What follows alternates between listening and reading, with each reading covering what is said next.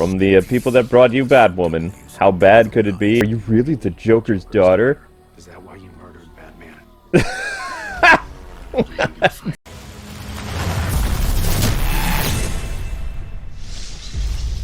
Alright, let's talk about this. So, the new Gotham Knights trailer came out, and I did something a little bit different for copyright. I actually posted the full reaction over on Twitter, so if you guys want to check that out, you can feel free to go watch that. So, oh my gosh, where do we begin with Gotham Knights? Well, for one thing, this is written by the people who brought you Batwoman, so you know it's going to be garbage. The show's premise is basically Batman, aka Bruce Wayne, was murdered. Somebody put the Batman mask on him. So most likely the person who killed Batman, I'm just going to go out on a limb and say it's probably somebody that Bruce Wayne wasn't expecting to betray him.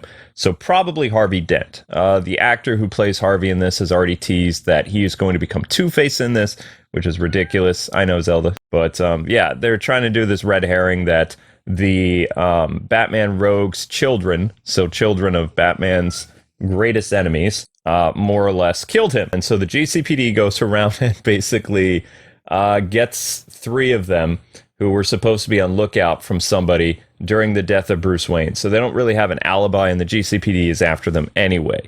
We've got Harper Row, her brother, and the Joker's daughter. And Harvey Dent is, of course, the DA who is crusading to be Gotham's White Knight and go after basically the kids, more or less. That's right. Oh, why is this a thing? CW The Rise. Okay, let's keep moving on to some fun screenshots. We've got more of Harvey Dent. I'm gonna save this city. And we got Bruce Wayne dead. And of course, somebody put a cheap Party City Batman mask on him to show that Bruce Wayne is Batman. So we got a funeral for Batman again. Isn't it interesting how both Gotham Knights properties kill off Bruce Wayne in ridiculous ways? Yeah. Although I think the Gotham Knights TV show really takes the cake. We've got the booking of the criminals, Dwella Dent, Harper Row, and her brother. More or less, when Batman falls, it's up to some other people to rise. Then we've got the son, who isn't Dick Grayson, Jason Todd, Tim Drake, or Damian, just some random nobody who I don't really care about. Is basically supposed to be like the Nightwing character. He's arrested for suspicion of killing his father so he could be a wealthy white guy. I kid you not. Think like the Velma show, but this show is going to be probably worse. So Warner Brothers, I'm calling it now, this show will get renewed because of hate watching. So please, people, don't watch this show. Don't give the Batwoman writers a win. This is garbage. We do not want to live in a society where failure is rewarded. Just let this show die. Let's see. We've got Harvey Dent being probably attacked by some type of vigilante with guns, because that's going to be a thing. We've got the Joker's daughter beating up on Bruce Wayne's son. We've got the appearance of Robin, who looks nothing like Robin. Splinter Cell Light. Instead of the Robin mask, she's got it looks like night vision goggles that appear like a domino mask, and then they have like green slits, which sometimes during the Chuck Dixon run, Robin had like a green tint to his like white lenses. So that's what that's a reference to, but her suit looks nothing like Robin. She basically looks like a SWAT elite or special forces. It's kind of ridiculous. Then we get our first look at Talon, which is probably the worst looking Talon we've ever seen. So the Court of Owls again will play a role in this, just like they did in the Gotham Knights video game, although they'll probably have a lesser role in it. The big bad probably is going to be revealed as Harvey Dent, because, you know, why not? We've got people running around, pulling Tom Cruise, running away from the GCPD because they're most wanted. We've got a terrible tribute shot to the Joker's daughter from the Nolan movies with Dwella Dent sticking her head out the window. Who cares? We've got another shot of Robin, who's not wearing a cape. It's a hoodie, all in black, looking serious with a voice modifier. Why would you give a voice modifier to a woman to sound like a man? I understand that women want to be men now, but why? The Batcave looks somewhat decent. You can see the Batmobile over in the corner that looks much better than the Batmobile that was budgeted for the Batwoman show. Hanging out, group shot of all the cast members, a who's who of nobodies. Although I believe the blonde is supposed to be Stephanie Brown, so most likely she is the love interest to not Dick Grayson. Hated. I'm keeping this because I think this show is going to go down as one of the most hated comic book adaptations of all time. Maybe worse than the Inhumans.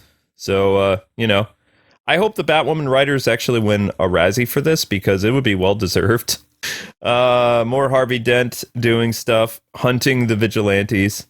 And then we got another full shot of Talon, which looks ridiculous. Looks like budget Snake Eyes with like, the knives on his chest, wearing a trench coat.